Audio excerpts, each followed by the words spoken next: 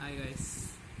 So I decided to make a video on how to click pictures of the moon since everybody is in quarantine and lockdown and all the stuff.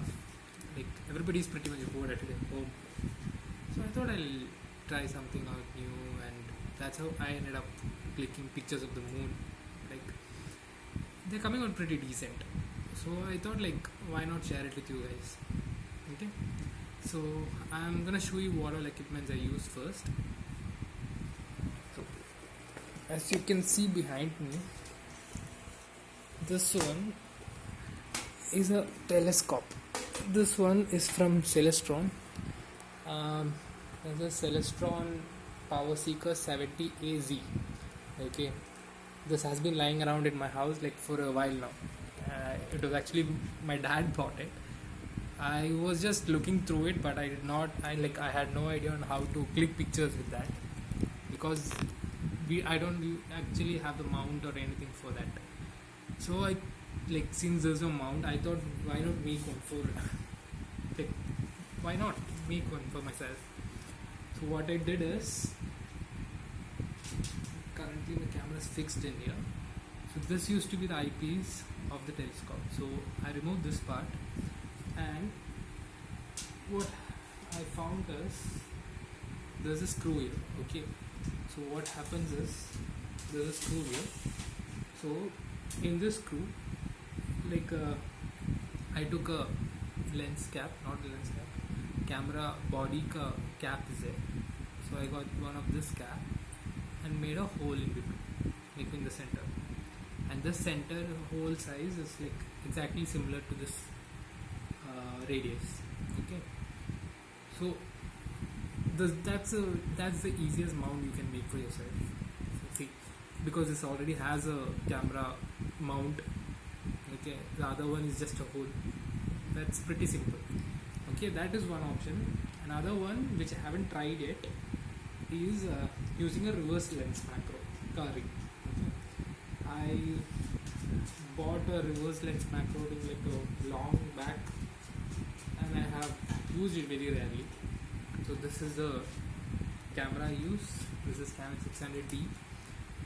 The lens is normal kit 18-55. I have another couple of lenses lying around, but later.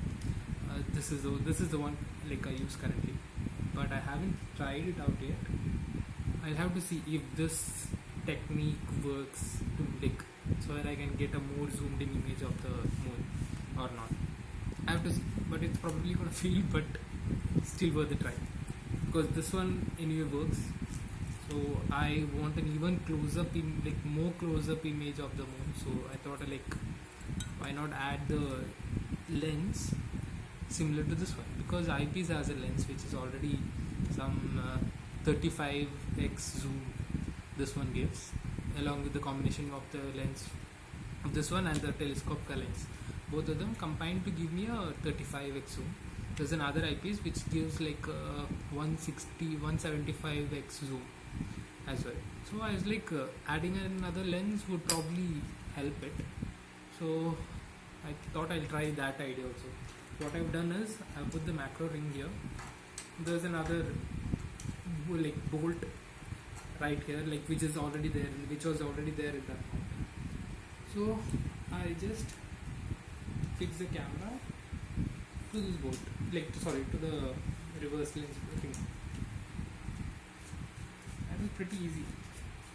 I was not aware of this, if it's gonna work or not. Even if this doesn't work, I have no idea what to do, because see, it's fixed. Okay, that is one technique. The other one is the one which I showed you earlier. Okay, so okay, things you need other than the telescope and the camera.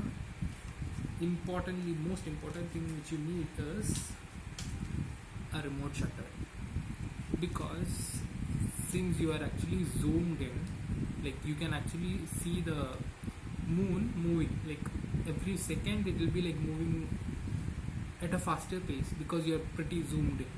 Okay, So what you need to do is you have a remote shutter, so that like since it is very like zoomed in image, the slightest touch can actually shake the telescope. See, and the tripod which I use for the telescope, which comes with the telescope, isn't that strong also. So it's like a little wobbly. So I try to keep it fixed, keep my screen on with the camera on, and I stay like a little far. So I don't even want the ground beneath me to move even a little. Okay, I click it from a little far. That's how I do it. Okay. So we'll see. I'm still waiting for the moon to come up, and fingers crossed. Okay, എടുക്കാൻ പോകുന്നതിൻ്റെ മുന്നേ okay, before we go out to click pictures, I have a couple of more things to say. I use two apps. Like I use an Android phone, so this is available in Android. I'm not so sure about iOS and everything. The two apps are, one is Star Tracker and the other one is Night Shift. Okay, what the Star Tracker app does is like it shows you a 3D like image of the, not the image on like it uses AR, and it shows like which star is located where and everything. You can just hold the phone, rotate the phone, and it will show what all stars are there and everything. That is one thing. Meteoroids, shower, and all those things will be there shown in it, and it's like a colorful representation also, and you'll get to know what all constellations are where and all those things. That is one thing. And the second app which I use is like it's called Night Shift. Okay, so what Night Shift does is it'll give you like, it will show you all the notifications regarding weather and all those things, cloud cover, like what percentage of the clouds are above, what is the angle of the moon, like how, at what degree is the moon lying right now, all those things it will be it will show. Also the what else is there? Yeah, about all the stargazing opportunities, what all like, is there any opportunity to stargaze in this particular location? It it takes up the location and checks like what is the weather here, what's the cloud cover and everything. So what it shows is like, is this particular star available from this location, like that, like will I be able to check like that. And like also what all events are yet to happen. Yeah, so what all events, like these meteoroid showers and everything, at what date, when it's happening, is it like visible from this particular location, all those things you will be able to understand from that. That is Night Shift. So Star Tracker and Night Shift.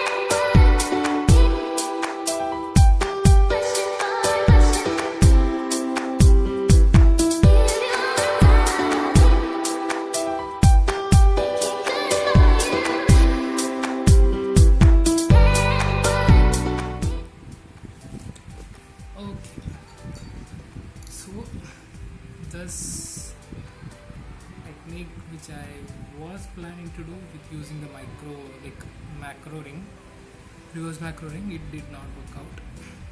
I don't know why, but it seemed to be like not focusing at all. I have no idea why.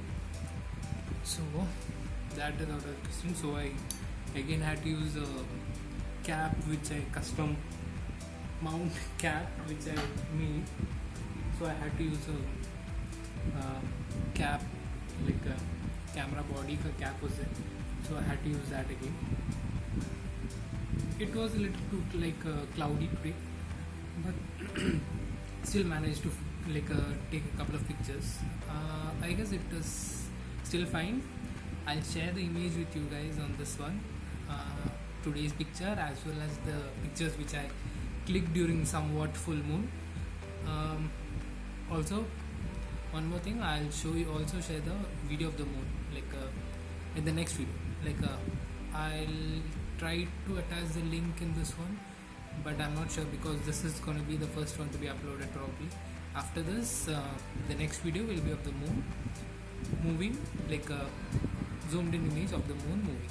Okay, so thank you, and I'm not sure, but hopefully see you in the next video.